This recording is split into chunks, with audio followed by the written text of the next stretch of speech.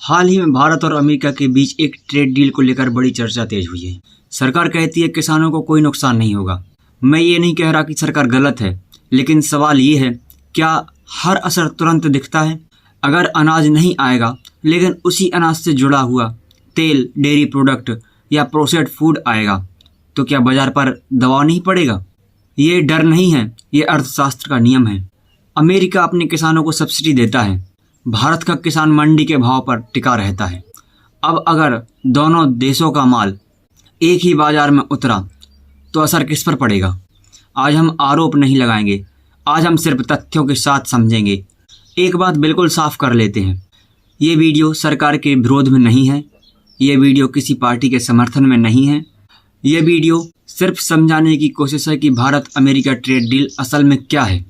Trade deal का मतलब होता है दो देश आपस में तय करते हैं कि कौन सा सामान खरीदा जाएगा, किस पर टैक्स कम होगा और किस चीज़ को सुरक्षा दी जाएगी। इस डील में भी भारत और अमेरिका ने कुछ चीज़ों पर सहमति बनाई है।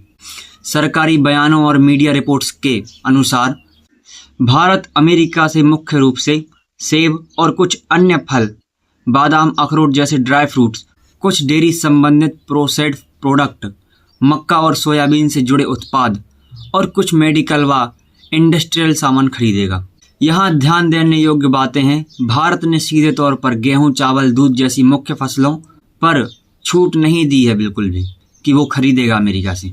इस डील में गेहूं, धान, चावल, कच्चा दूध, इनको फिलहाल सीधी एंट्री नहीं दी गई है। इसका मतलब है कि ये सरकार ने मुख्य खाद्य सुरक्षा पर लाइन खींची है।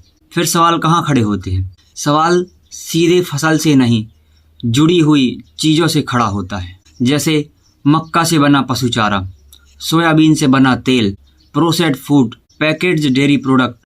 अगर ये सस्ते आए तो किसानों की आमदनी पर असर धीरे धीरे पड़ता है। किस किसान को नुकसान हो सकता है? यहाँ बहुत ईमानदारी से समझिए, हर किसान को नुकसान नहीं है, लेकिन जो किसान जोखिम में हो सकते हैं वे मक्का उगाने वाले किसान हैं, सोयाबीन उगाने वाले किसान हैं, पशुपालन से जुड़े छोटे किसान हैं, प्रोसेसिंग इंडस्ट्री पर निर्भर किसान, क्योंकि अमेरिका का माल सरकारी सब्सिडी के कारण सस्ता पड़ता है। क्या ये सरकार की गलती है? नहीं, यह कहना गलत होगा। हर ट्रेड डील में कुछ फ़ायदे होते हैं, कुछ चुनौतियां होती हैं। सरकार का तर्क है इससे एक्सपोर्ट बढ़ेगा, इससे विदेशी निवेश आएगा, इससे उद्योगों को फ़ायदा होगा, और यह तर्क पूरी तरह गलत भी नहीं है। असली सवाल क्या होना चाहिए? असली सवाल ये नहीं होना चाहिए कि डील अच्छी है या बुरी।